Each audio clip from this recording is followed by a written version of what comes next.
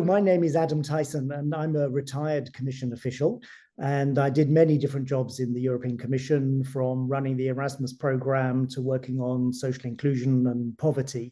But probably the role that I'm most proud of in all of my years in the European Commission was working on the implementation of what was then the new Article 13 of the European Union Treaty, and the development of the Racial Equality Directive, and then the other equality directives that flowed from that.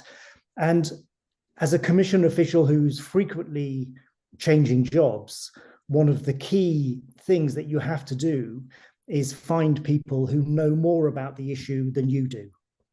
And I was lucky enough to be introduced to Jan and Isabel when I first came into this job working on race discrimination. And they were people who not only knew everything there was to know about the situation of migrants and minorities in Europe and in other parts of the world, but there were also people who were prepared to listen, to exchange ideas, and probably most importantly, to tell me when they thought I was wrong, in the nicest possible way, but in a way that helped me to develop my own ideas. And that was key for me. That was an essential part of my being able to do my job as a Commission official in developing the directive and then negotiating it with the Council and the European Parliament. One of the most important points for me in the relationship that the Commission had with MPG was that MPG was not a lobby group. They were a scientific organization who understood the situation, but at the same time were committed to pushing for changes which would really reinforce equality and combat discrimination. So they combined those two elements of science and passion that are absolutely necessary for driving forward change in any organization, but particularly in the European Union.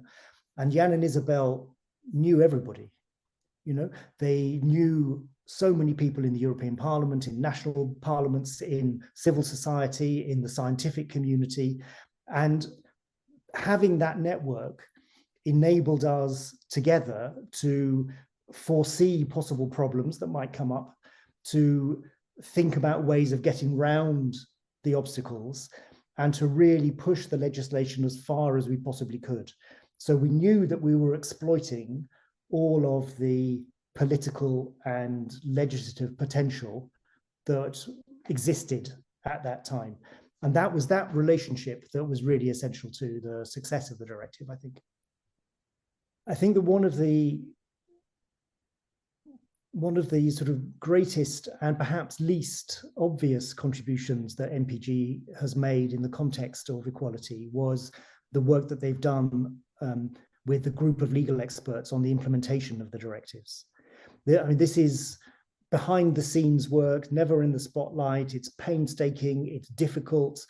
But again, you know, if you want to get the maximum impact out of any EU legislation, this is the work that has to be done, and you need experts to do that. And you know, Isabel with her group has really done a fantastic job.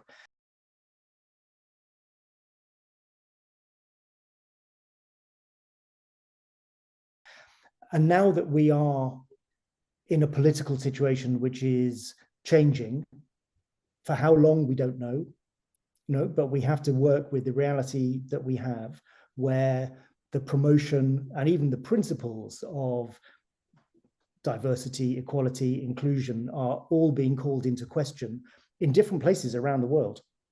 You know, it's vital that we continue doing that work on what is happening on the ground, because it's only with hard evidence that we will be able to have an impact on the political debate, because politics isn't always with us. So we have to make sure that we can come with the hard cases, with the real facts, to confront the people who are wanting to undermine the fight that we've all been involved in for all of these years. And for the next 30 years, that'll certainly still be a task for MPG and organizations like them around the world. So I really thank Jan and Isabel and all the colleagues in NPG for the work they've done over these last 30 years. And my wish would be that they carry on with the same commitment and passion for the next 30.